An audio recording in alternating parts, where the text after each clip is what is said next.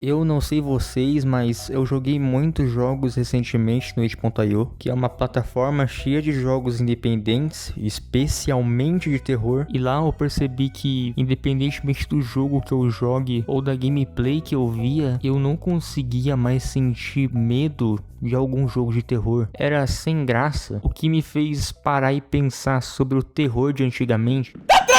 Slenderman, FNAF, Amnésia, Silent Hill, até Fatal Frame, que eu mal conheço direito e só joguei alguns trechos. E não só de jogos, também das creepypastas, Jeff the Killer, Ben Drowned, o Herobrine. E também tem um leak que muita gente não conhece, mas tá guardado até hoje comigo. Eu só não sinto que é a mesma coisa, como se os jogos mais atuais, as teorias e creepypastas mais atuais, em geral não fossem tão interessantes, não causassem tanto terror. Pra mim, os jogos de terror não inovam mais, apenas evoluem e repetem. Eu não vejo mais alguma ideia que eu fique perplexo ou que me deixe totalmente amedrontado. Parece que as pessoas não conseguem ter mais ideias de monstros e mecânicas que não sejam só efetivas, mas também novas. E eu penso que essa falta de inovação vem porque a nova tendência é copiada. E até aí é bem comum. Porém, no terror, o inesperado é crucial. Se repetir várias vezes a mesma fórmula só porque ela é efetiva, vai deixar de ser assustador. Tanto que enquanto eu jogava vários jogos, eu conseguia prever o final deles ou prever quando veio um jumpscare. Porque de verdade, é incontável o tanto de jogo de terror hoje em dia que seguem a fórmula: arrume o local ou explore, energia cai, ligue por um gerador ou por alguma tomada, antes ou depois de ligar a luz você faz alguma tarefa extra, daí acalma, fica no silêncio que você volta pra safe zone do jogo e dá um susto. Ou alguém bate na porta ou só aparece do nada na sua tela. Esse é o exemplo mais utilizado. Agora, um que não vejo sendo muito citado, mas que também é uma modinha hoje em dia, são os jogos gráficos estilo PS1. Que sim, nostalgia e tal, nossa, jogos trash que tinha, mas o que fazia os jogos de terror antigos serem tão diferentes era a sua inovação. Por exemplo, a ambiência de Silent Hill, a tensão de Resident Evil. Os gráficos antigos não eram o essencial pro jogo, podiam até atrapalhar às vezes. E isso que me incomoda. Os jogos atuais usam isso como se fosse uma espécie de intensificação do terror. E que de início até que dava certo, como nos jogos da Puppet Combo. Fazia tanto tempo que ninguém via aquele estilo de gráfico tão bem executado que causou uma sensação de estranheza, o que um jogo desses deveria fazer. Porém, depois do sucesso da Puppet Combo, esse estilo mais poligonal começou a ser uma desculpa para não fazer modelos muito complexos. O que eu entendo, é uma jogada bem inteligente, mas quando eu abro a itch.io e praticamente todos os jogos de terror que me aparecem estão nesse estilo, não é tão efetivo. Esse estilo faz o jogo perder a própria magia e com o tempo isso só vai se intensificar ainda mais. O estilo low poly parece que virou a pixel art que os jogos indie 2D usam, uma escapatória para não ter que aprender sobre arte, se contentando apenas com o simples, o qual para mim enjoa. Agora isso nem é o maior problema. A pior moda que se tem no terror atual são os jumpscares, e não tô dizendo que dar susto é saturado, eu não sou maluco, tô dizendo que o jeito, toda hora um monstro pulando na tela, do nada, sem nenhuma antecipação, e pior ainda, às vezes sem o ambiente necessário, sem uma tensão necessária, só um susto para poder movimentar o jogador, já estraga toda a experiência, pois afinal esse é o ponto central aqui, né? Porém, pensando um pouco, me vem à cabeça, será que isso é só uma nostalgia da infância? É uma falsa ilusão não conectada necessariamente aos jogos e sim a nossas sensações de quando éramos crianças? Porque se você é uma criança, você não vai ter padrões muito grandes, não vai ter uma expectativa muito bem definida. E sim, essa é em parte a verdade. Analisando bem, a nova tendência sempre era copiada. Ponto executável era um exemplo. Sonic ponto executável, Mario ponto executável, Zelda ponto executável. Fala qualquer jogo e coloca um ponto executável. Caso eu pesquisasse isso na época, você ia achar alguma coisa, nem que fosse tosca. Em certos aspectos, antigamente também não se inovava. Entretanto, haviam mais conceitos novos sendo feitos, mesmo que com menos jogos disponíveis. Slenderman foi um dos pioneiros nessa mecânica de ficar andando pelo local, procurando por páginas ou estruturas que vão te ajudar a completar o objetivo. FNAF, não preciso nem dizer, foi um estilo novo novo, Amnésia, além dos monstros bem diversificados, trazia uma história envolvente. Outlast conseguia te fazer sentir terror no meio do caos à volta. Não percebo mudanças tão drásticas hoje em dia. Pelo contrário, vejo uma regressão, uma infantilização dos jogos de terror. Isso se deve tanto aos jogos de terror mais amadores que não causam medo e qualquer criança pode jogar sem sentir nada, mas principalmente pelos Mascot Horror. Mascot Horror é uma definição fácil de entender. São jogos de terror onde o inimigo tem vários dos seus aspectos potenciais causadores de medo reduzidos para assim tornar o jogo mais comercializável, facilitando a produção de produtos, brinquedos, camisas, o deixando mais amigável para propostas de empresas. O que, nossa, mais dinheiro, tá bom. Porém, tem tantos extremamente populares como Garten of Banban, Rainbow Friends, Pop Playtime, Joyville, os quais impactaram essa indústria ao ponto de que por certo tempo esses eram os jogos de supostamente terror mais falados. É uma piada, um ramo feito para assustar as pessoas ser dominado por canais infantis fazendo animaçõezinhas e pelúcias mal feitas desses personagens. Mas você não tinha dito que a sua experiência como criança era um dos fatores essenciais para como você se sente hoje em dia?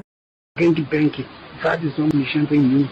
Gangbang, vários homens... Não tem nada a ver. O público infantil nessas animações e vídeos desses personagens assustadores não estão consumindo terror e sim diversão. Arrisco dizer que não vão crescer inspiradas a criarem mais jogos desse tipo. No máximo vão querer ser igual o que viam quando criança. Daí vai ficar uma bosta. Essa situação é cômica pra mim porque o Huggy Wuggy, um brinquedo gigantesco que ganhou vida e tem dentões e te mata, virou Oogie Oogie azulzinho, é Oogie Oogie, só perdeu o propósito. Sim, FNAF também tem isso e ele é antigo, mas ele era o pioneiro, não tinha essa ainda. Mascot Horror nem era um termo tão popular na época, não havia todo esse movimento de jogos desse estilo querendo vender mais, tal elemento ainda causava estranheza na época. Eu não consigo ver nesses jogos toda a ambiência e desconforto que FNAF causava. Os sons de FNAF, a ambiência, não foram superados por eles, mas deveriam evoluir, já se tem os recursos necessários, só falta a ação. As únicas áreas do terror que eu ainda sinto prazer em acompanhar são os raros jogos que eu acho na internet contendo propostas interessantes, como Broken True, um jogo que zerei recentemente e curti muito. A contrapartida é eles não serem bons jogos de terror, e sim bons jogos. Junto a isso temos as obras do Junji Ito, muito boas, que acompanho e me sinto imerso nas sensações e situações bizarras que ocorrem. Ainda assim, sem o terror e sim a agonia, só sei que lá no fundo sinto falta do antigo terror.